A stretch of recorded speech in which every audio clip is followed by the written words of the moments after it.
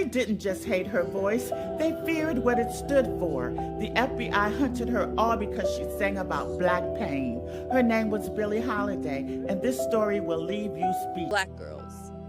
Billie Holiday's childhood wasn't just poor, it was unprotected. And much of that began with the complicated relationship she had with her mother. Swinger who hated black people and hated her because of the song Strange Fruit had her arrested in her hospital bed. She was arrested in her fucking hospital bed. Please, I don't have any time for any gossip now. Huh? Yes. Look at you. Do something with it. It's just money coming to me easily. Money coming in and needing me. Money coming in repeatedly. Money coming, it's just money coming. It's just money coming to me frequently. Money coming in to be with me. Money coming in secretly. Money coming, it's just money coming. It's just money coming to me always. Money coming in all day. Money coming in all paid. Money coming, it's just money coming. It's just money coming to me frequently. Money coming in to be with me. Money coming in secretly. Money coming, it's just money coming. It's just money coming to me easily. Money coming in and needing me. Money coming in repeatedly. Money coming, it's just money coming. It's just. In 1939, a woman steps onto a stage in an integrated nightclub in Greenwich Village. The waiters stop serving. The room goes silent. The lights dim, like the world is holding its breath. And then she sings about bodies hanging from trees, a protest disguised as a torch song, a warning, a funeral. Her name is Billie Holiday, born Eleanora Fagan, and the song is Strange Fruit. She sang the most dangerous song in America, and the government tried to destroy her. Billie Holiday performed Strange Fruit, a song about racism and lynching. The FBI hounded her for years, raided her hotel rooms, and arrested her on her bed. They silenced her voice, but her song still echoes through history. Billie Holiday was born in 1915 in Philadelphia and spent much of her childhood in Baltimore, raised primarily by her mother. Her early years were unstable. Work was scarce, racism was everywhere, and the world she lived in didn't protect black girls. Billie Holiday's childhood wasn't just poor, it was unprotected. And much of that began with the complicated relationship she had with her mother. Billie Holiday was raised primarily by her mother, Sadie Fagan, later known as Sadie Harris. Sadie was very young, very poor, and navigating life as a black woman in early 20th century America, an era with almost no safety nets. Billie's childhood was marked by extreme poverty, constant moving between homes, long periods where she was left alone or placed with relatives or neighbors. Her mother often worked long hours or traveled for work, sometimes leaving Billie in unsafe environments. Billie later described her early life as chaotic, unprotected, and emotionally cold. This lack of stability shaped her lifelong sense of abandonment. They didn't just hate her voice, they feared what it stood for. The FBI hunted her all because she sang about black pain. Her name was Billie Holiday, and this story will leave you speechless. She came from nothing, assaulted at 10, working in brothels at nearly 12 years old. But when she sang, her voice hit like velvet thunder. She toured with white bands in the segregated South. But while the crowd cheered, she was forced to sleep on the bus because hotels refused her. She wasn't allowed in dressing rooms. She had to walk through the kitchen to get to the stage. One time, a club told her, "Sing from the floor, you're not allowed on the bandstand." Imagine being the star of the show and still being treated like you didn't belong. Then came Strange Fruit, a haunting song about lynching. She closed every show with it. Lights out, one spotlight, no applause. Black bodies swinging in the southern breeze. And that's when the FBI declared her a threat. They arrested her. In New York City, Holiday begins singing in clubs, small stages where the audience is tough and the competition is brutal. But she has something different, a voice that doesn't overpower. It confesses. She bends time inside a melody. She sings behind the beat, like she's remembering something as she performs it. Her career accelerates in the 1930s. She records, tours, and becomes one of jazz's most recognizable voices, Lady Day. Then comes a move that was rare and dangerous at the time. In 1938, Holiday is hired to perform with Artie Shaw's orchestra, becoming one of the first Black women to work and tour as a featured singer with a white band. It doesn't erase racism, it magnifies it. Hotels refuse her, restaurants turn her away, and still she gets on stage, night after night, because in that spotlight, she has something the world can't take. Strange Fruit was written by Abel Meeropol based on a poem about lynching. When Holiday first performed it at Cafe Society in 1939, the venue staged it like a ritual, no talking, no movement. Lights dimmed, and when the song ended, no encore, only darkness.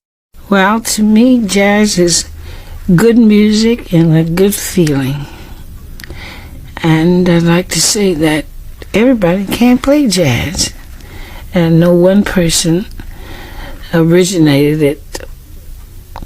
No one person created it. I think you just have to have it in you. Well, you You have concur. to feel it, in other words. You concur with our guests thus far, then, that jazz must be tied in pretty closely with improvising. That's right. Her label, Columbia, reportedly feared backlash and wouldn't record it, so Holiday recorded it with Commodore Records in 1939. It became her signature and one of the most haunting protest songs in American history. With fame comes money, then contracts, managers, control. Holiday's life becomes a loop: performance, exhaustion, racism, exploitation. And beneath the glamour, addiction takes hold. By the mid-1940s, Billie Holiday was spending about $500 a week on drugs. She was a frequent drinker and a user of drugs like marijuana and even heroin. As a young woman, she was unconcerned if her indulgences would affect her musical career. But Billie's traumatic childhood is what makes us understand her a bit better. While struggling as a child with her mother to make ends meet, she was unfortunately raped at the age of 11. As she went on in life, her dependent personality and her desire to attach herself to people led to many physically violent relationships. The irony of all this is that she was a singer that could freeze people in their seats from her emotional singing. And she was struggling with things that she was never taught. She also writes from lived experience. God Bless the Child, co-written with Arthur Herzog Jr., becomes one of her defining songs. It's not just a hit, it's a worldview. If you don't have it, you don't get it.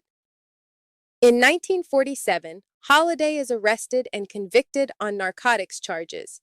She is sentenced to the federal prison camp at Alderson, West Virginia. Afterward, New York City revokes her cabaret card, a policy that prevented performers with certain records from appearing in venues serving alcohol. That means many of the clubs she built her career in are now off limits. This is the part people often miss. Even when she's free, the system still keeps her from working. So we're going to touch up some stuff on this book. So in this book is called Spell of Abundance, Love, Wealth, and Protection.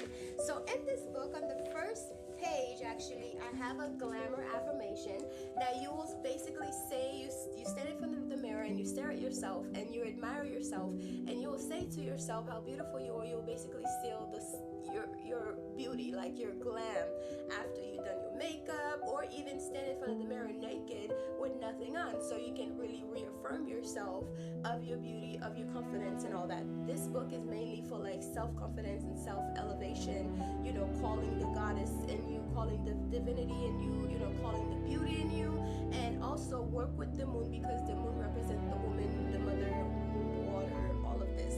So yeah, I have all the steps in here of all the spells that you need to. It has one to get rid of unwanted guests. It's pretty funny. To get rid of unwanted guests. And this book right here, right? So I'm gonna run down real quick about the materials that you're going to need. You will need a brand new broom. It has to be brand new. And you will need a piece of parchment paper, a black pen, a black trash bag, because we're going to get rid of this sucker, right? And of course your intentions. And also I have spells on here that you can say. I have daily affirmations, and also So I have spells on here that you can do every single day to work with the energy of the planets of the day and also the archangels that work with the day. So anyways, there's so many spells. There's a 7-day manifestation spell with archangels, and let's see, a 30-day money spell with bay leaves and the Fihu sign, which is a money sign. It's like an F with the extra part. Anyways, the symbol is there, and I even show you like what you need to do, what the sigil looks like, all that, and the keys to enhance your spell. So there are different things on here on how to enhance your spell, and basically Holiday adapts. If she can't sing in nightclubs, she performs in theaters and concert venues. In 1956, she brings her story to Carnegie Hall, tied to her autobiography, Lady Sings the Blues. The title alone feels like a prophecy, because the blues in her life is not a genre, it's a biography. By 1959, Holiday's health collapses. She's hospitalized in New York with severe illness. Accounts widely describe liver and heart complications tied to years of substance abuse. While she is in the hospital, federal narcotics agents come to her room and place her under arrest. On July 17, 1959, Billie Holiday dies at just 44 years old. It's the fact that they said Billie Holiday died from an overdose of heroin, but in reality, she died from a liver failure that was made fatal by being denied proper medical care. A racist FBI agent by the name of Harry Esslinger, who hated black people and hated her because of the song Strange Fruit, had her arrested in her hospital bed. She was arrested in her fucking hospital bed and kept under guard and denied her treatment, which ultimately led to her passing away. We have to fucking talk about Billie Holiday because honestly, a lot of people don't know this. Everyone needs to get the book Black AF History because, I mean, if it's not obvious now, it's a good book. But it talks about a lot of our musicians and how they were murdered by the CIA and how the CIA had their eyes on them the entire fucking time, especially when they started talking about racial issues like Billie Holiday did. Now, if you don't know the song Strange Fruit, it's about all of the lynchings that occurred in Georgia, and they were still happening during the time of Billie Holiday's lifetime. And Strange Fruit was about the part of Georgia that had a lot of peaches, and these peaches were grown basically from, you know, the fertile soil, and even that was basically black people's bodies that were being made into fucking fertilizer for these peaches to grow these big beautiful peaches and trees. But it was basically about the lynchings that happened on these trees and just the whole situation and racism involving Georgia. Once she sang this song, her career was never the same. And she did eventually get addicted to drugs, but that was not what unalived her. What unalived her was the fact that she was denied medical care.